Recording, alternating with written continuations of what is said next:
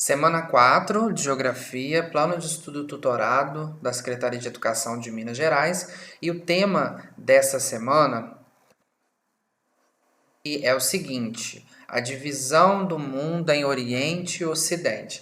Então, no conteúdo dessa semana, a gente vai ver, essa divisão entre Oriente e Ocidente, o que está por trás dessa divisão. Mas eu trouxe também algumas outras divisões, que a gente chama de regionalizações, já vou explicar um pouquinho sobre isso, para a gente também ver outros exemplos e quais que são as consequências dessas regionalizações. Então, primeiro a gente tem que entender o que é essa regionalização. Regionalização é uma divisão do espaço geográfico em áreas, que a gente vai chamar de regiões, com características comuns e predominantes. Então, o que isso quer dizer? Quando alguém ou alguma empresa, algum órgão, alguém vai fazer uma regionalização, a primeira coisa que tem que ser feito é determinar uma característica, um critério. E a partir desse critério, as áreas daquele espaço geográfico vão ser divididas de acordo com esses critérios predominantes e as características comuns que cada área tem. Então, eu trouxe aqui duas dessas divisões que a gente conhece para a gente poder entender o que isso quer dizer. A divisão, a regionalização que a gente mais usa, que a gente mais conhece, é a divisão em continentes. Aí existe o conceito de continente, o que é um continente, quais as características cada continente tem, que chegou nessa divisão aí que a gente conhece: América, África, Europa, Ásia, Oceania e a Antártida. Então essa é a divisão, a regionalização mais comum que a gente conhece. A gente vai entender também algumas características mais para frente. Uma outra regionalização que talvez não seja tão comum para vocês é a seguinte: é a divisão em Velho Mundo, Novo Mundo e Novíssimo Mundo. Essa divisão tem muito a ver com o que a gente vai falar aqui, que é uma visão europeia, da distribuição das terras pelo mundo.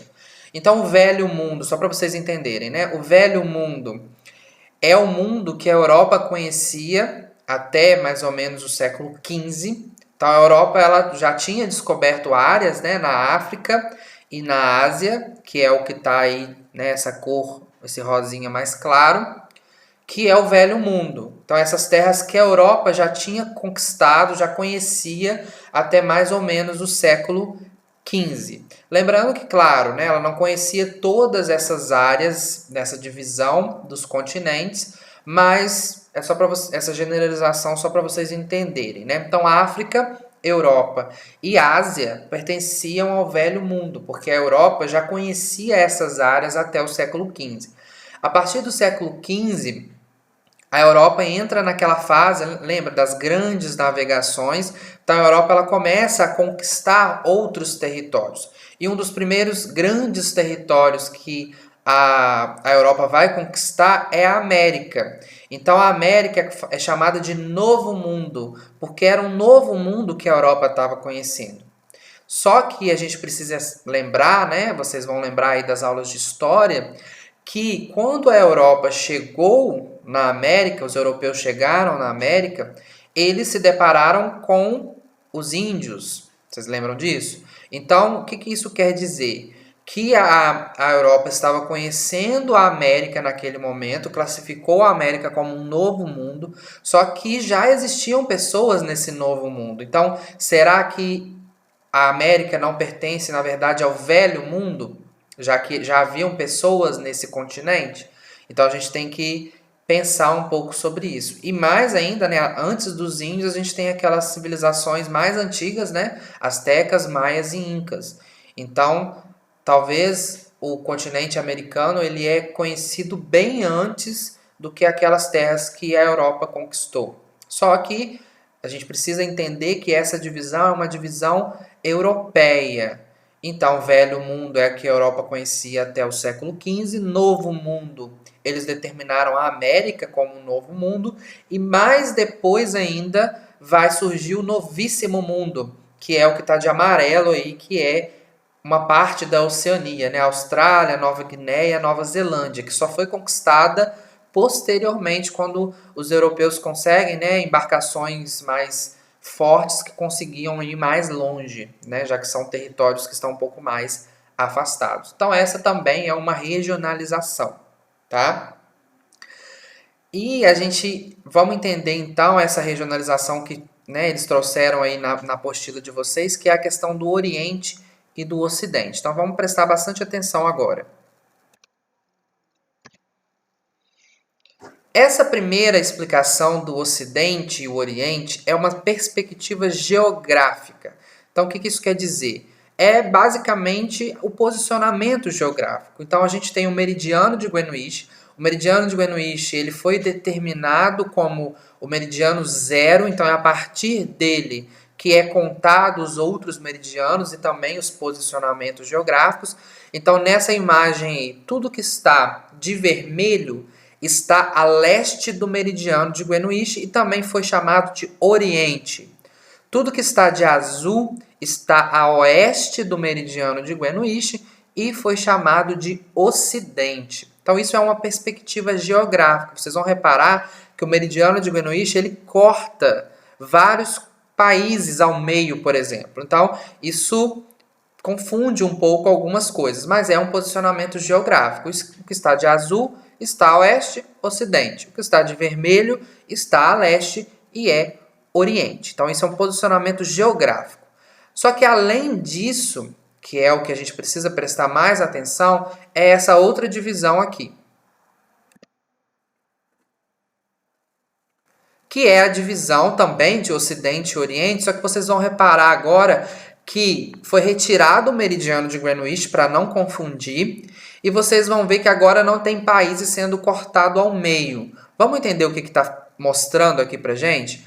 O azul, que é o Ocidente, vocês vão reparar que ele está espalhado. Olha só, a gente tem lá em cima América do Norte, Estados Unidos e Canadá, a gente tem toda a Europa e a gente tem aqui embaixo a Austrália e a Nova Zelândia, tá? Então, países que estão em posicionamentos geográficos muito diferentes, mas estão dentro da mesma denominação que seria o Ocidente. E de vermelho são os países do Oriente. O que foi levado em consideração aqui nessa divisão?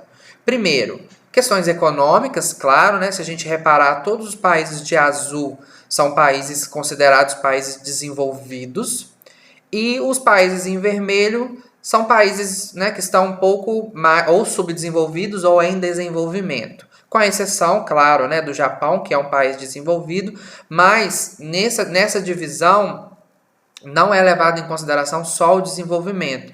Então é levado em consideração também questões culturais, questões religiosas. Então, se a gente for observar, os países em azul, por exemplo, a religião, a predominância da religião judaica e das religiões cristãs, e os de vermelho, a predominância das religiões muçulmanas.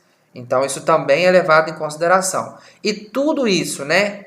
Questões econômicas, questões sociais e questões religiosas, políticas, determinam um estilo de vida.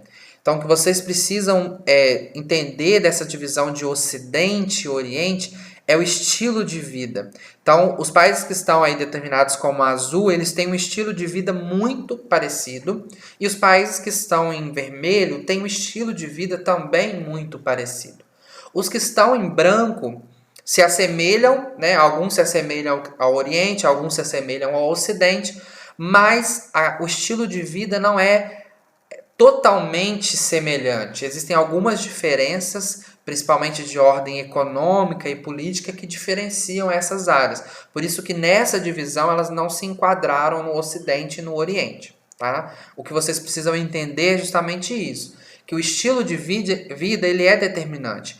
A Europa, quando ela vai dividir essa questão de Ocidente e Oriente, ela fala, né, que os orientais eles não possuíam um conhecimento, organização suficiente para poder conquistar, né, o mundo. Por isso que a Europa conquistou a maior parte. Então, o que era oriental era atrasado em relação ao que era ocidental. Então essa divisão também é uma divisão europeia, tá? Então é isso que vocês precisam entender. Então tudo isso que a gente falou, eu sempre estou falando, né? Uma visão europeia, a Europa que determinou essa divisão a partir de alguns critérios. E isso tem um nome, que é o eurocentrismo. Então, o eurocentrismo é essa visão europeia de centro. Se a gente observar os mapas, todos os mapas que eu apresentei aqui agora, ele tem uma configuração única. É essa daí, né? A Europa como o centro. Então, quando eles determinaram o meridiano de Greenwich como marco zero, isso não foi à toa, né? O meridiano de Greenwich ele corta a Europa. Então isso quer dizer, isso mostra, né, a Europa lá em cima, no alto e no centro.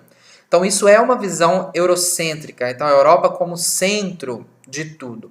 Isso tem muito a ver com o que a gente vai falar depois com as colônias. Mas antes, né, da gente entrar na questão das colônias, a Europa como centro é uma determinação política, econômica e social, não é uma questão geográfica. A gente não consegue determinar o que é o centro, o que não é o centro da Terra. Então, se a gente quisesse, por exemplo, construir um mapa com outro continente no centro, que não seja a Europa, é possível, como esse exemplo aí, ó. Nesse exemplo, a gente tem a América como centro. Então, a Europa ela deixa de ser o destaque passa a ser a América. Então, a análise de um mapa, a confecção de um mapa, ele é muito importante, porque coisas são evidenciadas e geralmente, né, a Europa ela sempre foi evidenciada. Então, os mapas eles foram confeccionados a partir dessa visão eurocêntrica. E isso aconteceu justamente por conta dessa dominação europeia com várias partes do mundo. E aí entra um conceito que está evidente aí nas atividades da apostila, que é o colonialismo.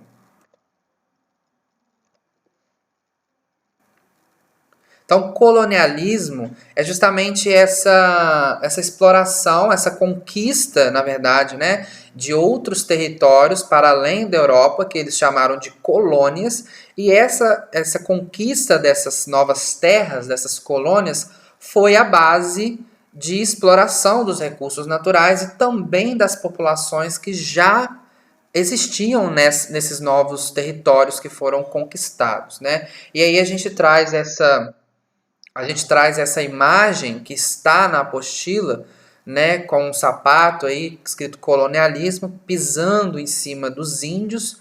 Quem que está sendo representado nessa imagem? Os europeus chegando nesse novo território e os índios recebendo esses europeus.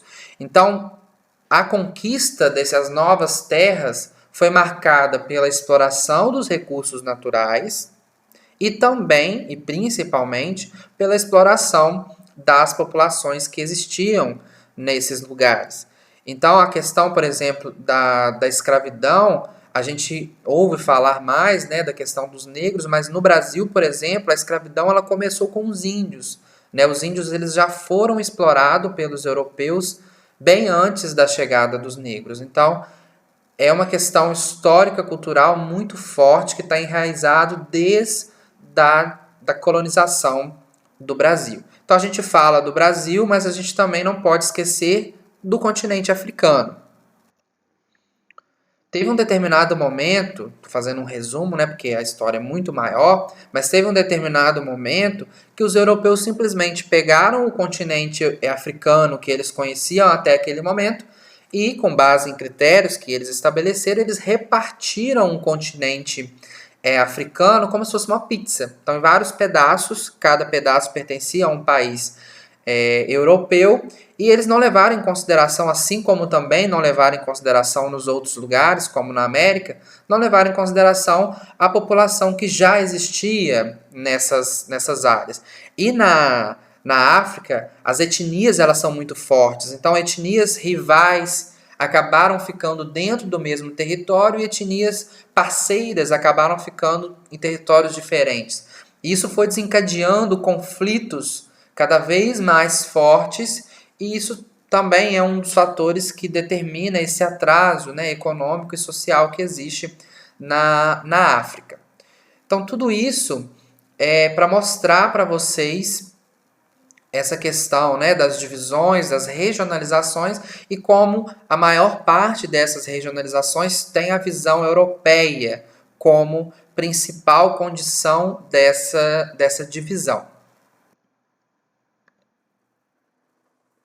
E aí, então, para fixar, né, vocês vão fazer as atividades das páginas 78, 79 e 80. Qualquer dúvida, vocês mandem, né, as perguntas para mim e também para os seus professores.